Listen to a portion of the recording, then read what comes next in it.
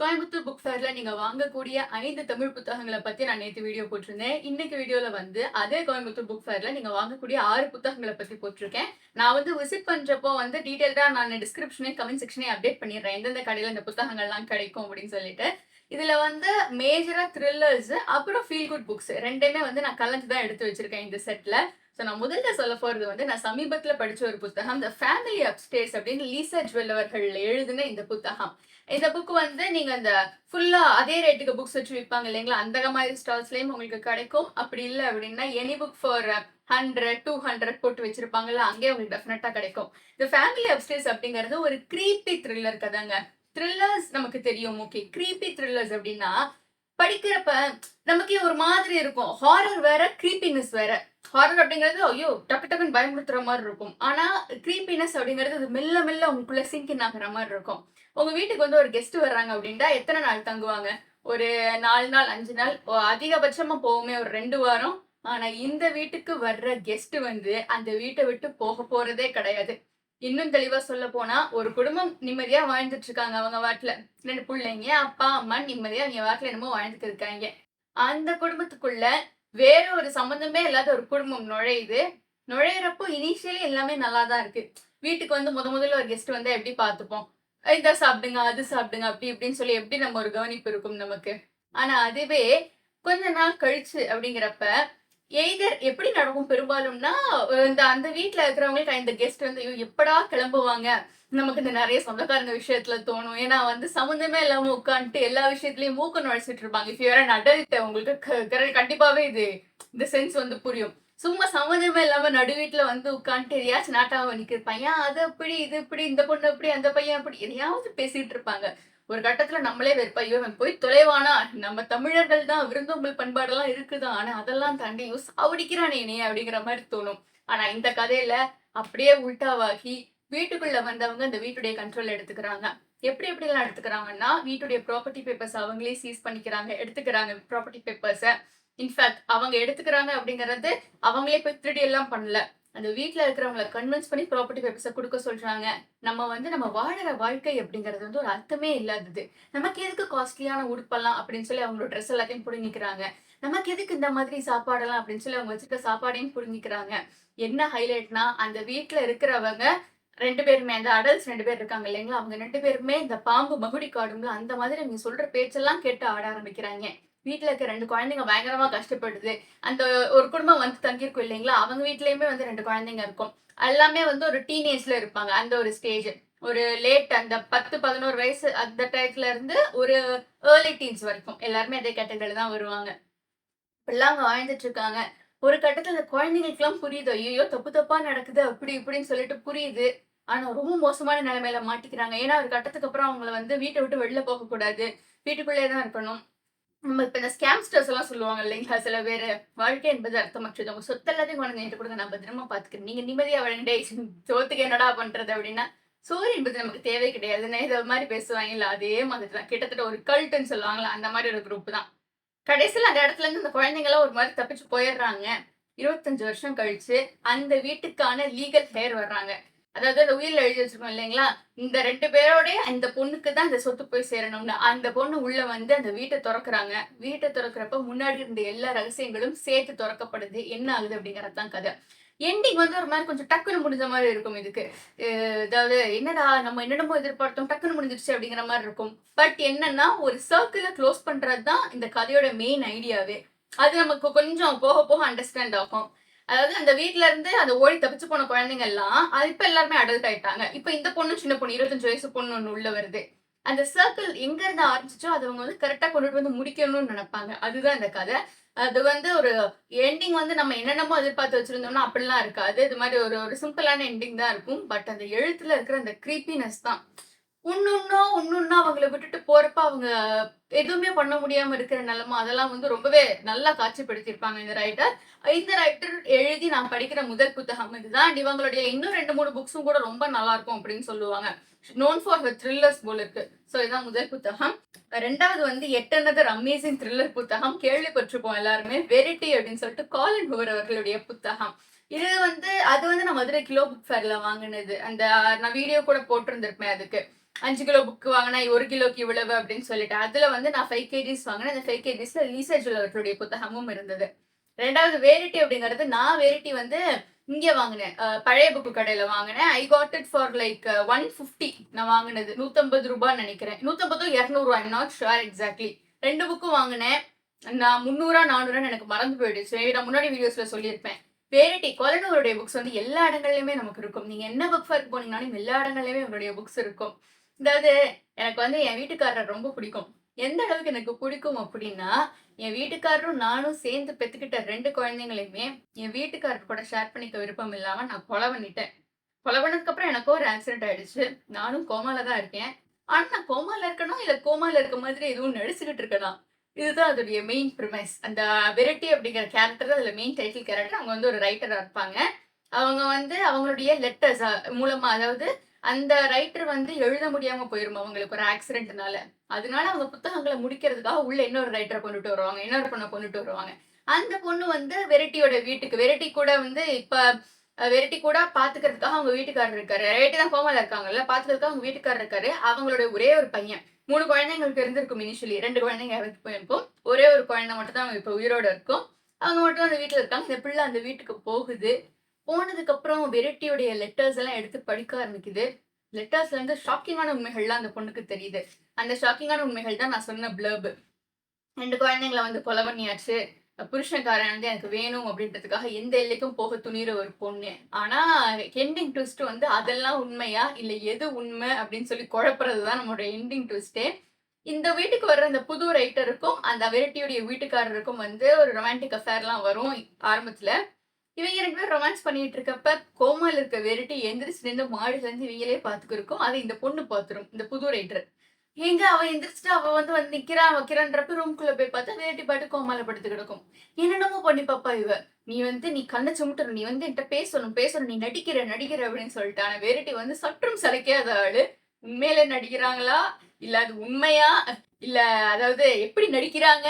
இல்ல நடிக்கலையா? இதெல்லாமே வந்து அந்த புத்தகத்துல நம்ம படிக்க நம்ம தெரிஞ்சுக்கலாம். ஒரு அமேசிங்கான த்ரில்லர். இவங்களுடைய it starts with this, it ends with this அப்படின்னு சொல்லிட்டு ஒரு புத்தக தொகுப்பு இருக்கு போல இருக்கு. 2 புக்ஸ். அது நெறைய அப்யூஸ் ட்ரிகர்ஸ் எல்லாம் இருக்கும் போல இருக்கு. ஸோ அதனால நான் அத படிக்கல. நான் பெருசா அத படிக்கிறதுல ஆர்வமும் காட்டல. கொஞ்சம் ட்ரிகர் வார்னிங்ஸ் எல்லாம் இருக்கிறதுனால I don't want to take risk. So அந்த புத்தகத்த யாராவது படிச்சிருந்தீங்கன்னா கீழ கமெண்ட்ல சொல்லுங்க. அது எப்படி இருக்கும் அப்படின்னு சொல்லிட்டு. அடுத்து வந்து ஃபீல் குட் புக்ஸ். நம்ம பாஸ்ட்டுக்கு வந்து போயிட்டு சில பேர் நம்ம வந்து வாழ்க்கையில ஒரு கட்டத்துல சந்திச்சிருப்போம்.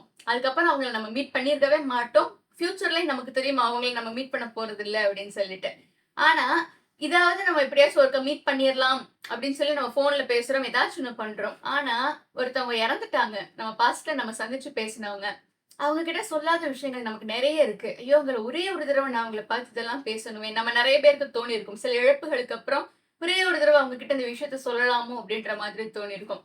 ஸோ அப்படி நீங்க பாஸ்ட்டுக்கு டைம் டிராவல் பண்ணி ஒருத்தவங்கள சந்திச்சு பேச முடிஞ்சா என்ன அப்படிங்கிறது தான் before the coffee gets cold அப்படின்னு டோஷிகாச்சு காவாகுச்சி அவர்கள் எழுதின இந்த கதை. Actually Japanese writer. நான் வச்சிருக்கிற இன்னொரு புத்தகமும் வந்து ஜாப்பனீஸ் ரைட்டரோட புத்தகம் தான். இது வந்து ரொம்ப ஃபீல் குட்டான புத்தகம். இது ஒரு செட்டா வரும். 4 புத்தகங்கள் சேர்த்து ஒரு தொகுப்பா வரும். ரீட் பண்றதுக்கு இது கொஞ்சம் கஷ்டமா தான் இருக்கும். ஏன்னா லைக் கனெக்ட் நமக்கு அவ்வளவா கிடைக்காது. அங்க இங்கன்னு போற மாதிரி இருக்கும். இவங்க பாஸ்ட்க்கு டைம் டிராவல் பண்ணுவாங்க இல்லைங்களா? எப்படி பண்ணலாம் அப்படின்னா, காஃபி ஷாப் மூலமா பண்ணலாம். காஃபி ஷாப்ல அந்த ஒரு கப் காஃபி கொண்டாந்து வைப்பாங்க. அந்த காஃபி ஆறுறதுக்குள்ள நீங்க உங்கள போய் மீட் பண்ணிட்டு வந்துரணும். பாஸ்ட்ல போய் நீங்க எதையும் ஆல்டர் பண்ணலாம் ட்ரை பண்ணக்கூடாது. எதையாச்சும் தப்பு தவறுமா பண்ணீங்கன்னா, நீங்க ஒரு பேயாகி அந்த கஃபேலயே சுத்திட்டு இருக்க வேண்டியது தான். அவ்வளவுதான். இவ்வளவு ரெஸ்ட்ரிக்ஷன்ஸோட வர்ற ஒரு விஷயம். ஆனாலும் நம்ம கேரக்டர்ஸ் எல்லாம் போய் அவங்க பாஸ்ட்ல இருக்க யாரோ ஒருத்தர்ட்ட பேச ட்ரை பண்றாங்க. ஏன் பேசுறாங்க? என்ன பேசுறாங்க? அப்படிங்கிறது தான் கதை. இதுவும் ஒரு அருமையான ஒரு ஃபீல் குட் புத்தகம் தான் இது. கொஞ்சம் ரைட்டிங் கஷ்டமா இருந்தாலும் இதோடைய 4 புத்தகங்கள நெறைய பேர் படிச்சிருந்துருவாங்க. நம்மளுடைய கமெண்ட் செக்ஷன்ல சொல்லுவாங்க. 4 புக்ஸுமே படிங்க. சூப்பரா இருக்கும். ஏன்னா நான் 1 தான் படிச்சிருக்கேன். படிங்கங்க சூப்பரா இருக்கும். But it's quite expensive. நீங்க நான் முன்னாடி சொன்ன 2 புக்க கூட நீங்க ஒரு 200, 250க்கு வாங்கிரலாம் வச்சுக்கோங்களேன். இது வந்து நீங்க 4 புக்கு சேர்த்து எடுத்தீங்கன்னா உங்களுக்கு விலை ஜாஸ்தியா வரும். ஸோ நீங்க கொஞ்சம் யோசிச்சு வாங்கிக்கோங்க. இல்லன்னா ஏதாச்சும் 1 மட்டும் நீங்க ட்ரை பண்ணி பாருங்க. அது புடிச்சிருந்தா நீங்க நெக்ஸ்ட் கூட போய்க்கலாம். ஏன்னா 4மே வந்து கிட்டத்தட்ட இதே ஜர்னர் தான். ஆனா அதோடைய கதைக்களம் மட்டும் மாறும். இதுல வேற கேரக்டர்ஸ், அதுல வேற கேரக்டர்ஸ், வேற செட்டிங் அந்த மாதிரி இருக்கும். அடுத்து நான் சொல்லப் போற புத்தகம் வந்து டேஸ் அட் மோரிசாக்கி புக் ஷாப் அப்படின்னு சத்தோஷி யாகிசாவா அவர்கள் எழுதின புத்தகம். உங்களுக்கு வந்து 96 மெய்யழகன் இந்த மாதிரி ஃபீல் குட்டான திரைப்படங்கள் பிடிக்கும் அப்படின்னா நீங்க இந்த புத்தகத்தை டெஃபினட்டா படிக்கலாம். இந்த கதையில வந்து ட்விஸ்ட்டு, டர்னு, ஜம்ப் ஸ்கேரு, ஹாரரு எதுவுமே இருக்காது. லைஃப வந்து அடல்ட்ஸா இருக்கிறப்ப ரீடிஸ்கவர் பண்றது அப்படின்னு சொல்லிட்டு ஒரு விஷயம் இருக்கும். நம்ம லைஃப்ல பல இடங்கள்ல நெறைய ப்ராப்ளம்ஸ் ஃபேஸ் பண்ணி, சில வருஷங்களா நெறைய கஷ்டப்பட்டுட்டு இருக்கீங்க எங்க லைஃப்ல அப்படின்னா, இந்த புத்தகம் உங்களுக்கு வந்து ஒரு வார்ம் ஹக்க குடுக்குற மாதிரி இருக்கும். இந்த புத்தகம் வந்து உலகத்துல இருக்கிற பல மொழிகள்ல டிரான்ஸ்லேட் பண்ணப்பட்டிருக்கு. அண்ட் இதுதான் அந்த ரைட்டருடைய முதல் புத்தகம். இதுக்கே அவர் அவார்டெல்லாம் வாங்கியிருக்காரு. ஒண்ணுமே கிடையாது. ஒரு பொண்ணு ஒரு அங்கிள் கூட போய் தங்குற மாரி ஒரு நிலைமை வருது. ஏன்னா, அந்த பொண்ணுக்கு வந்து ஒருத்தர டேட் பண்ணிட்டு இருக்கும். அவன் என்னடான்னா திடீர்னு வந்து எனக்கு கல்யாணம் அப்படின்னு சொல்லிட்டு போயிருவான். இந்த பிள்ளை அவன உண்மையாவே காதலிச்சுக்கிட்டு இருக்கும். அவன் வந்து இந்த பிள்ளைய ஃபன்னுக்காக தான் யூஸ் பண்ணிட்டு இருந்திருப்பான். ஒரே ஆஃபீஸ்ல அவங்க 2 பேரும் வேலை பார்க்கவும், இந்த பிள்ளை வந்து வேலைய விட்டுரும். வேலை இல்ல, காதல் இல்ல, ரொம்ப மோசமான நிலைமை. இவங்களுடைய அங்கிள் சின்ன வயசுல இவ வந்து அந்த அங்கிள் கூட ரொம்ப பார்த்து பேசி பழகியிருக்கா. அந்த அங்கிள் ஒரு பழைய புக் கடை வச்சிருக்காப்ல. அந்த அங்கிள் கூட இருக்க சொல்லி அவங்க அம்மா சொல்றாங்க. "நீ என்ன அங்க அங்க இருக்கிறதுக்கு நீ பேசாம இவர் கூட போய் இருக்கலாம்ல." அந்த அங்கிளும் ஃபோன் பண்ணி பேசுறாரு. "எனக்கும் நீ கடைக்கு வந்தேன்னா கொஞ்சம் ஹெல்ப்ஃபுல்லா இருக்கும்ல." அப்படின்னு சொல்லி. சரின்னு இந்த பொண்ணு வந்து போகுது. அந்த புக் ஷாப்புக்குள்ள நுழையிறப்ப அந்த பொண்ணு புத்தகங்கள் படிக்கிறத பத்தி எந்த ஒரு ஆர்வமுமே இல்லாத ஒரு பொண்ணா தான் இருந்திருக்கு. இன்ஃபாக்ட் அந்த பொண்ணுக்கு புக்கெல்லாம் வந்து தூக்கி அடுக்கி வைக்கிறது, ஐயோ! காண்டாவுது அப்படின்ற மாரி இருக்கும். ஆனா அந்த பொண்ணு அங்க நெறைய பேர மீட் பண்றா.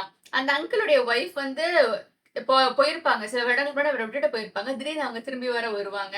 அதுக்கப்புறம் என்ன ஆகுது? ரொம்ப ஸ்வீட்டா ரொம்ப டக்குன்னு டக்குன்னு முடிஞ்சிரும் புக்கு.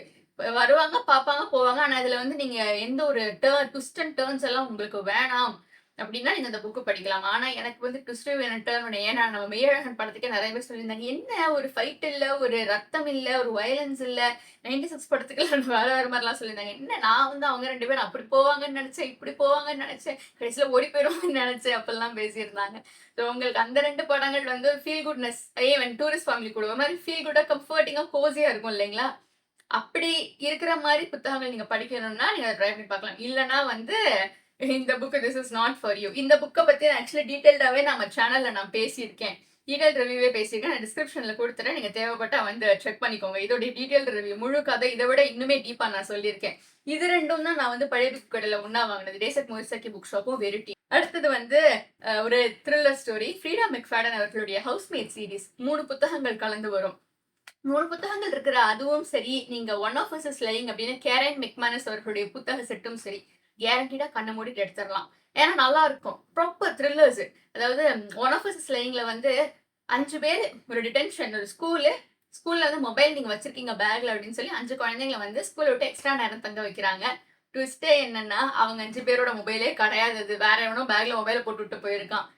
5 பேரா உள்ள போறவங்க வெளிய வரப்ப 4 பேரா வர்றாங்க. ஒருத்தர் வந்து ஏற்கனவே அலர்ஜி ப்ராப்ளம் இருக்கிறவரு, ஒரு அலர்ஜிக் ரியாக்ஷனால இறந்து போயிடுறாரு. அவர் யூஸ் பண்ற அந்த ஒரு டிவைஸும் வந்து அந்த நேரம் பார்த்து அவர் கைக்கு கிடைக்காம இருந்திருக்கு.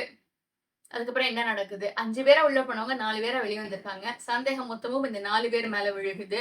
இந்த 4 பேரும் லேசுப்பட்டவங்க கிடையாது. வேற வேற ரகமான ரகசியங்கள மறைச்சு வச்சிருப்பாங்க. இவங்க மறைச்சு வச்சிருக்கிற எல்லா ரகசியங்களுமே அந்த இறந்து போனவருக்கு தெரியும். சோ ஃபைனலா இந்த ரகசியங்கள்லாம் வெளிய வர, அவங்க போலீஸ் கேஸ் எல்லாம் ஆக எப்படி எல்லாருமே தப்பிக்கிறாங்க அப்படிங்கிறது தான் கதை. One of us is next அப்படிங்கிற அதோடைய அடுத்த புத்தகத்துல இந்த கதையில வர்ற கேரக்டர்ஸ் உடைய சிப்லிங்ஸ் அதாவது தம்பி, தங்கச்சி இல்லன்னா ஃப்ரெண்ட்ஸ் அவங்க தான் மெயின் லீட்ஸா இருப்பாங்க. அதுவும் ஒரு மாதிரி நல்லா தான் இருக்கும். பட் இத படிச்சுட்டு அது வந்து உங்களுக்கு கொஞ்சம் கூட கம்மியா இருக்கும். சோ நீங்க ஃபர்ஸ்ட் புத்தகம் வந்து டெஃபினட்டாவே ட்ரை பண்ணி பார்க்கலாம். ப்ராப்பர் த்ரில்லர்ஸ் அதெல்லாம். ஹவுஸ்மேட் சீரிஸ் வந்து நம்ம சேனல்ல ஹவுஸ்மேட் பத்தி நான் தனியாவே 2 வீடியோஸ் பேசியிருக்கேன். பார்ட் 1, பார்ட் 2 நான் 2மே படிச்சிருக்கேன். 3 மட்டும் படிச்சதில்ல. 1 வந்து அமேசிங்கா இருக்கும். நம்மள வந்து இந்த மாரி சைக்காலஜிக்கல் த்ரில்லர்ஸ் எழுதுறவங்கலாம் எப்படி மேனிபுலேட் பண்ணுவாங்க. அந்த ரைட்டர் ஃப்ரீடா மெக்ஃபர்டன் அவர்கள் வந்து நிஜ வாழ்க்கையில ஏதோ டாக்டர் போல இருக்கு. ஏதோ பிரெயின் பத்தி இது பண்றதோ டாக்டர் போல இருக்கு. அவங்க வந்து அவங்க ஒரு சைக்காலஜிஸ்ட் இப்படின்னு சொல்லியிருந்தா கூட சைக்காலஜிஸ்ட் ஒரு சைக்கியாட்ரிஸ்ட்னு சொல்லியிருந்தா கூட நம்ம வந்து வாவ்! ஓகே. கரெக்ட்டான ஆளு தான்யா. ஏன்னா, அந்த அளவு அவங்களுக்கு மேனிபுலேஷன் பவர் இருக்கும். ஒரு விஷயத்த எடுத்தா வந்து அத எகடு தகடா திருப்பி அங்கிட்டும் இங்கிட்டுமா எடுத்துட்டு போற சக்தி வந்து அவங்களுக்கு மட்டும் தான் இருக்கு அப்படிங்கிறது தான் உண்மை. அடுத்ததா நான் சொல்லப்போற புத்தகம் வந்து ஃப்ரெட்ரிக் பேக்மன் அவர்களுடைய "A Man Called Ove" அப்படிங்கிற புத்தகம். ரொம்ப ஃபீல் குட்டான புத்தகம்.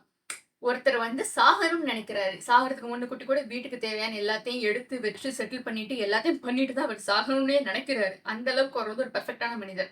ஏன் சாகணும்னு நெனைக்கிறாருன்னா, அவர் பொண்டாட்டி கொஞ்சம் மாசங்களுக்கு முன்னாடி அவர விட்டுட்டு போயிருப்பாங்க. இறந்து போயிருப்பாங்க.